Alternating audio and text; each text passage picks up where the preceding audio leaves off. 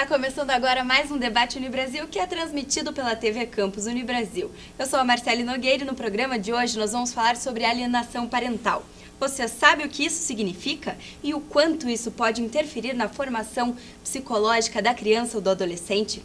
Segundo dados do IBGE, 80% de pais separados sofrem com alienação parental. E para discutirmos sobre esse assunto, convidamos a psicóloga Graciela Faria e o advogado Carlos Dipp. Sejam muito bem-vindos, muito pessoal. Obrigada. Obrigado pelo convite.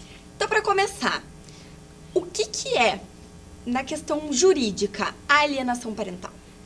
Bom, a alienação parental ela é tratada numa lei específica e se busca um conceito jurídico a partir da instalação de um conflito em que um dos genitores busca desqualificar o outro cônjuge usando o filho como ferramenta de vingança. Então, no aspecto jurídico, ele se limitaria a isso, né? Não se limitando, obviamente, aos genitores. Pode ter alienação parental também pelos avós ou por quem detém a guarda ou a responsabilidade da criança. E do ponto de vista psicológico? É um abuso moral ou um abuso psicológico de um dos sujeitos que tem um vínculo importante com a criança em relação a outras pessoas que a criança também tem um vínculo importante, que ela tem em consideração. Eu acho importante destacar, quando nós pensamos na alienação parental, que a visão, a percepção que a criança, que o adolescente, que as pessoas têm uma das outras, não passa apenas por dados de realidade, porque chega imediatamente para ela. Existe uma construção importante do modo como a criança nas várias e as pessoas em outras fases da vida enxergam as outras a partir da linguagem, a partir do aspecto simbólico que é posto, que é trazido por outras pessoas importantes que cuidam dela. Então a criança vai ter uma visão a respeito de pai mediada pela produção da mãe a respeito. Existe uma visão também mediada da visão de mãe a partir de um conjunto de discursos, de falas da mãe e das outras pessoas significativas para essa criança, que ela coloca num lugar empoderado de quem tem algo a dizer em relação a quem é essa mãe. Então, é este exatamente o contexto e um terreno fecundo para surgir essa violência psicológica, já que a criança, em especial, ela está muito organizada a partir de uma leitura do que é esperado dela, a partir de uma demanda materna, a partir de uma demanda paterna, e ela se assujeita. Então, alienar-se é estar assujeitado e não como sujeito em uma escolha do como gostaria de estar vinculado e se relacionando com pessoas que são importantes para ela. E existem várias formas dessa alienação parental acontecer, Sim, né? Sim. Você tem algumas que você gostaria de... A forma mais comum, até que o Dipp comentou agora há pouco, seria você destituir a figura de uma outra pessoa significativa para ela. Falando uma linguagem de dia a dia, seria o pai falar mal e destituir a mãe, ou a mãe falar mal e destituir o pai. E eu até gostaria de dar um destaque que o mais comum são em situações que os pais estão separados, em divórcio, em alguns casos brigando pela guarda da criança, mas é possível um casal estar junto e ter um funcionamento enquanto cônjuges que um também precisa, até pode preceder um divórcio, uma separação, desvalorizar, depreciar esse outro. Então, uma das formas é a destituição a partir da linguagem desse outro enquanto atuando de modo efetivo para se localizar na função paterna, atuando de modo efetivo para se localizar na função materna. Nas situações de separação, aparece ainda a dificuldade do acesso do pai. O pai ter dificuldade de acesso à criança, dificultar as visitas, dificultar o contato, seja via redes sociais ou mesmo contato via telefônico. São outras formas da alienação parental. Isso pode chegar num caso muito mais grave ainda, né? Igual a gente conversava antes da gente iniciar o programa, de casos extremos de alienação parental. Sim, coisas que são inventadas e que a criança toma como verdade, né? Exato, exato. A própria lei que regulamenta a alienação parental hoje no Brasil, ela tomou o cuidado de trazer um rol de situações exemplificativas que não ficam restritas, o juiz, o promotor, a equipe multidisciplinar pode identificar outras formas, mas para tentar mostrar para as pessoas, para a população em geral, que existem comportamentos já tipificados, ou seja, uma vez configurado e demonstrado, facilmente o juiz conseguiria identificar a alienação parental, que era uma dificuldade anterior à lei. Não existia uma previsão legal para isso. Então, se a gente fosse levar para o lado prático, os métodos mais comuns da prática da alienação parental, como a professora Graciela já falou, é a necessidade quase que absoluta de impedir a convivência.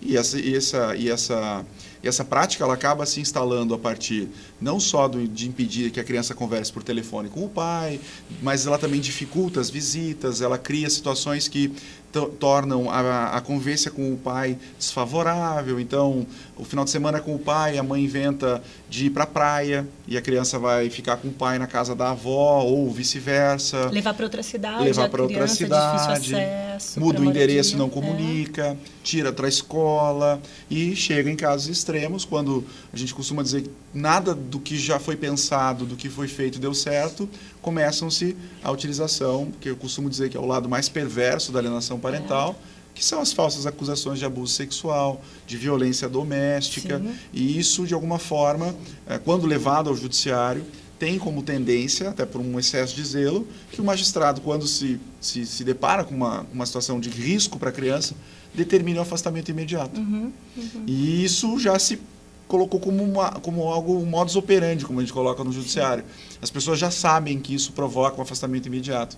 Então, ela tem sido usada de uma forma absolutamente irresponsável e gera, né, essa desvinculação total, praticamente, de uma criança com o seu pai ou com sua mãe, porque uma situação de abuso sexual é algo que chama muita atenção e os magistrados tendem a determinar o afastamento imediato. E aí entraria até a perícia no campo da psicologia, enquanto possibilidade de imediato de fazer uma averiguação através de entrevistas, de estratégias lúdicas, alguns testes psicológicos, para tentar identificar o máximo que se pode, é caso de abuso sexual ou é caso de alienação parental. Efetivamente teve a violência física ou a mulher está fazendo uso disso. E eu até diria que essas mulheres ou esses homens alienantes parentais, eles precisam de acesso a tratamento psicológico. Isso conta muito do estado mental deles, como eles lidaram com a separação. Como está o próprio processo de elaboração do luto, como você comenta que vai para uma revanche, vai para um funcionamento em termos de vingança, no qual ele coloca a relação conjugal finalizada como mais importante do que o bem-estar da criança, os interesses da própria criança, que gera uma série de consequências, desde para a saúde física da criança, ela pode ir para uma via da psicossomatização, algo psíquico que se transporta para o corpo, desenvolver alergias, problemas respiratórios vários, problemas de estômago, até a questão do sono alterado, apetite alterado, costumam ter pesadelos, costumam desenvolverem sintomas de muita movimentação, de agressividade exacerbada. Cada um encontra uma maneira de sinalizar essa dor, especialmente com essa condução que o Dibi comenta agora há pouco, de modo abrupto, romper um vínculo tão importante e de que alguém que pode estar sendo injustamente acusado de não ser zeloso, de abusar sexualmente do próprio filho, sendo um pai muito presente, cuidadoso, ou uma mãe muito zelosa, muito presente. E essas pessoas, elas precisam realmente de tratamento, seja individual, um grupo, um acompanhamento psicológico individual ou um grupo terapêutico, para que elas tenham condições de ampliar seus recursos emocionais. É o que ela dá conta, é uma voracidade em relação a fazer algo com aquela dor sentida por ter sido traído num término de relacionamento, por não ser desconsiderado, que ela não enxerga esse outro que é a criança que está ali sob seus cuidados. E em casos mais extremos, a literatura traz isso, há uma interlocução muito bacana entre o direito e a psicologia por conta da alienação parental, porque um acaba apoiando o outro, né? A solução, às vezes, é muito mais encontrada no aspecto psicológico do que no jurídico. Nem sempre a decisão do juiz é a melhor decisão. E em casos mais extremos, as crianças crescem, inclusive gerando um descrédito no outro gênero. Então, meu pai foi ruim para mim, eu nunca vou me casar com um homem porque o homem não presta. As consequências são muitas. Há situações diagnosticadas e tentativas de suicídio, há situações envolvendo uso de drogas, uso de álcool, depressões graves, justamente por conta dessas situações. E geralmente as crianças se dão conta da alienação parental quando estão na fase adulta, que é quando elas conseguem perceber que aquele afastamento gerado, né, na infância foi provocado por ela mesma. Ela foi o pivô da alienação parental, ela foi usada pela alienação parental. Tem um documentário, para quem quiser assistir, chama-se A Morte Inventada. É um documentário feito a partir de depoimentos de pessoas que sofreram alienação parental. Algumas pessoas, inclusive, cobrem o rosto, não querem aparecer. E tem uma menina que presta um depoimento interessantíssimo, que ao final, aos prantos, chorando muito, ela diz: no final, eu descobri que a grande vilã da história era a minha mãe. E eu precisava tomar uma decisão. E a decisão que eu tomei foi romper com a minha mãe, porque eu precisava agora dar o espaço que meu pai não teve. E essa foi a decisão mais difícil na minha vida. Ou seja, ela viu a alienação parental do jeito que aconteceu e entendeu os fatos, a ponto dela perceber que a vilã na história foi a mãe, e não o pai, como vinha sendo contado para ela durante todo o tempo. E ela rompeu com a mãe dela e passou a conviver com o pai para tentar, de alguma forma, resgatar todo aquele período perdido durante a infância e a adolescência, que ela cresceu acreditando que o pai não gostava e não queria conviver com ela. Eu acredito que na maioria dos casos a criança não consiga ter esse elo novamente com o pai, né, ou com a mãe, porque deve ser muito difícil, Muitos são tantas coisas de maneira inventadas. definitiva. E às vezes, como o Dibi até comentou, uma possibilidade de se endereçar para o sexo oposto como alguém viável, como alguém que pode contribuir para um caminho de felicidade, porque você desacredita naquela função. E às vezes não é nem verdade, né? Se a alienação parental é um discurso no qual o sujeito acredita e caminha a vida adiante. Isso mostra a importância de, o mais precocemente possível, as crianças e adolescentes assujeitados ou dentro desse quadro de violência moral, que tenham oportunidade de entrarem num processo terapêutico. Porque essa pessoa que está com a guarda dela é alguém no qual ela está muito vinculada e às vezes vinculada de um modo simbiótico, colado, que ela não consegue perceber onde começo eu, onde termina o outro, ao ponto de questionar o que esse outro está fazendo de mim, ou de estar no lugar de objeto e não no lugar de sujeito. No direito, a gente costuma dizer que o genitor passa a tratar a criança como sua propriedade. Como sua propriedade, que é a objetificação. Não como um ser que precisa da convivência familiar para se desenvolver. E é exatamente esse o momento mais crítico, onde acontecem os excessos, onde a pessoa parte por um desespero e busca soluções que vão gerar um trauma gigantesco, mas que ela não consegue mais enxergar nenhum tipo de limite a ponto de fazer uma denúncia, por exemplo, de falsa acusação de abuso sexual. E a gente sai da esfera civil, porque a alienação parental ela é tratada dentro de uma vara de família. Então, eu tenho ali uma consequência, digamos assim, de um divórcio mal resolvido ou de uma relação mal resolvida. Quando eu passo por uma acusação de crime, eu vou estar envolvendo uma autoridade policial, vou estar envolvendo uma delegacia, Instituto Médico Legal, uma perícia psicológica mais aprofundada, até mesmo a possibilidade de ser denunciado pelo Ministério Público, de responder a um processo crime, de ser preso. E a gente sabe que, infelizmente, o nosso sistema penal no Brasil ele é extremamente acusatório. Qualquer um que entre na delegacia para prestar um esclarecimento sobre um estupro de vulnerável, sendo pai dessa vítima, já entra condenado.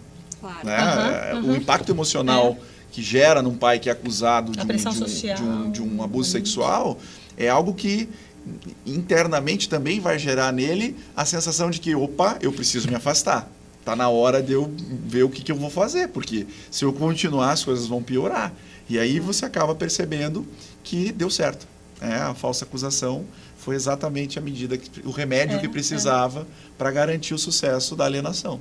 Conseguir afastar. E costuma aparecer também como uma mãe, como eu comentava agora há pouco, que é uma mãe voraz, que ela coloca a criança no lugar de objeto e num lugar de dar conta de todas as suas questões de existência, suas questões da vida, suas questões, vira moeda de troca como barganha para esse marido, e ela não dá conta de criar sentido para a própria existência, independente daquela relação conjugal anterior, independente da criança, ou deixando a criança e o ex-marido ficar no lugar de sujeito, e seguir adiante, ou lidar com a sua angústia, com as suas questões. Então, ela está num estado emocional de muita fragilidade e ela precisa de auxílio.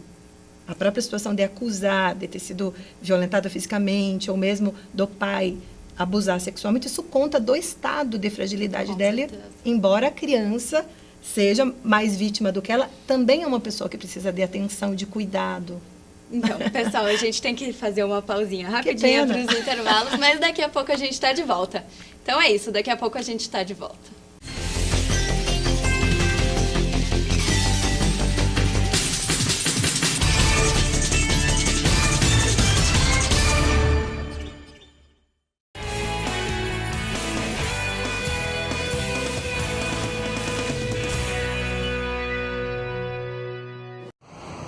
Nós estamos na Gibiteca de Curitiba, que fica no Museu Solar do Barão, no centro da cidade. E dentro da Gibiteca está sendo realizada uma exposição de gibis chamado Projeto Avenida Marginal. Esse projeto ele conta com a participação de artistas de 3 continentes, artistas que participaram da 3ª edição do Concurso Internacional de HQ da Avenida Marginal em 2015. Quem tiver interesse em saber um pouco mais sobre os artistas e principalmente visitar a exposição, pode vir aqui na Gibiteca. A entrada é gratuita, a exposição fica até o dia 26 de março. O horário de funcionamento é das 9 horas ao meio-dia da manhã e das 14 horas às 18 horas da tarde. Reiterando que a entrada é gratuita e a Gibiteca se localiza no Museu Solar do Barão de Rio Branco, Solar do Barão, no centro da cidade. Esse foi Tom Schiegel para o iRepórter.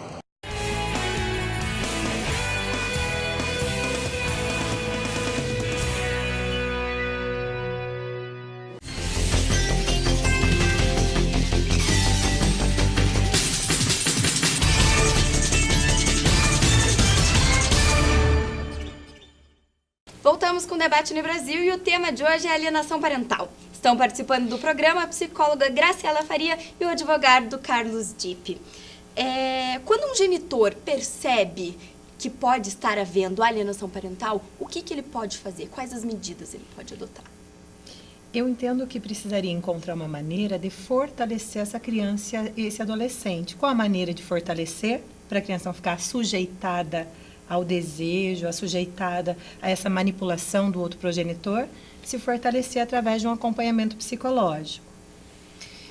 Se essa via não gera a solução esperada, aí é possível você procurar pode ser também um profissional psicólogo, mas com outro papel, que não de acompanhamento psicológico, que é um papel pericial, de investigação psicológica, através de entrevistas, estratégias lúdicas, testes psicológicos, para tentar localizar se efetivamente está acontecendo alienação parental. E nós fomos saber o que as pessoas entendem por alienação parental e qual a opinião sobre o assunto. Confere aí.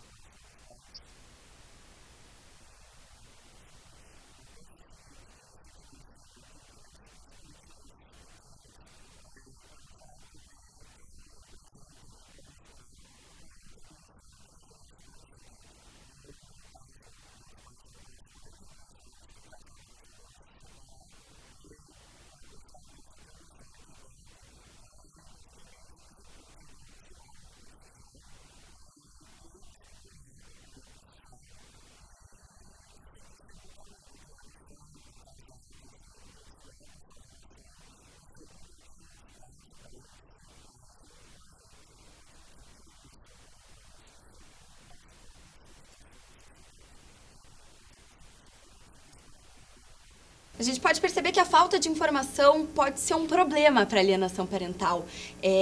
Qual seria a solução ou possíveis soluções? O problema, na verdade, ele é mais cultural do que qualquer outro tipo de problema, né? A alienação parental ela foi diagnosticada, se assim podemos dizer, na década de 80, nos Estados Unidos, mas no Brasil ela só passou a fazer parte mesmo do nosso ordenamento jurídico em 2010. Então a gente pode dizer que ele é um problema jurídico novo, não é um problema jurídico antigo. Ele já existia, já era abordado, mas poucas pessoas tinham acesso a esse tipo de informação e principalmente quais os comportamentos que poderiam ser classificados como alienação parental. Por ser uma lei considerada nova, ela tem praticamente nem 8 anos ainda, a informação pelos meios de comunicação, por meio das escolas, enfim, por meio das novelas, que muita gente às vezes não dá muita bola, mas a gente percebe claramente que esses problemas são levados, que são mostrados de uma forma talvez um pouco exagerada, mas justamente para que as pessoas percebam que aquele comportamento que ela acha absolutamente normal dentro da própria casa, que ela mesma pratica ou ela mesma presencia, não pode continuar acontecendo. Justamente porque o impacto maior disso não vai ser no genitor alienante, e sim naquele maior tesouro que foi produzido de uma relação que não deu certo, que é a própria criança. Né? Então, a informação ela é importante, mas nós precisamos saber como é que essa informação vai chegar nessas pessoas. E a gente não pode acreditar que sempre a mãe vai ser alienadora. Nós também temos o outro lado, né? Nós temos o pai alienador, nós temos os avós alienadores. Eu já atendi casos em que a professora da escola era alienadora por meio da agenda escolar. Então, são fatos que mostram não só o desenvolvimento desse problema, mas também que ele transborda as relações familiares, podendo inclusive atingir escola, amigos, padrinhos, compadres, comadres, e as pessoas precisam culturalmente se policiar para mudar os seus comportamentos, pensando justamente nisso. Qual é o maior valor jurídico que está envolvido? O desenvolvimento psicológico daquela criança que não pediu para nascer. Ela não pode ser a ferramenta que vai resolver aquele conflito, porque não vai. Ela só vai piorar aquele conflito. Né? Então, sem dúvida, a ausência de informação hoje é o maior problema da alienação parental, e o fato dela ser o maior problema também pode ser a maior solução. É levar adequadamente as informações, por isso esse programa tem um papel fundamental, que é levar a informação adequada e mostrar para as pessoas o tamanho da responsabilidade que se tem na hora de resolver um conflito familiar. E uma pessoa que ela não esteja ligada à família, ela pode também fazer a alienação parental ou até mesmo, em outros casos, ela pode denunciar? A denúncia, na verdade, ela não pode partir de um terceiro. A denúncia vai ser sempre a partir do pai ou da mãe que está se sentindo prejudicado em relação àquela situação. Essa pessoa pode avisar o pai, avisar a mãe, mas ela não tem legitimidade processual para entrar, por exemplo, com uma ação judicial. Isso tem que partir dos pais, porque a questão da convivência familiar é um direito que parte do poder familiar, que é inerente só aos genitores. Então, um terceiro poderia auxiliar? Poderia, mas ele vai avisar, ele vai alertar, ele vai fazer um trabalho mais de uma responsabilidade social. Ele não vai poder buscar uma solução para aquela família. E eles podem praticar essa alienação parental? Sim, sem dúvida. Né? Eu tenho a perspectiva de amigos, eu tenho a perspectiva de avós, de tios, que podem, na medida do possível, inflamar ainda mais aquela situação. Né? Às vezes o pai um pouco mais contido, a mãe um pouco mais contida, mas um parente vendo de fora, já com uma raiva da outra pessoa, sem perceber às vezes, consegue, por palavras um pouco mais agressivas, aumentar ainda mais aquela fogueira, que às vezes era só um braseiro e se torna um problema muito maior. Então é isso. O Debate no Brasil está ficando por aqui. Eu agradeço a presença dos nossos convidados de hoje. E lembrando que para quem deseja ficar por dentro de mais notícias, é só acessar o nosso site tvcampus.unibrasil.com.br. E não se esqueça de nos seguir no Facebook, Instagram e Twitter, TV Campus Unibrasil. Além de, é claro, se inscrever no nosso canal no YouTube. Nós ficamos por aqui. Até mais. Até mais.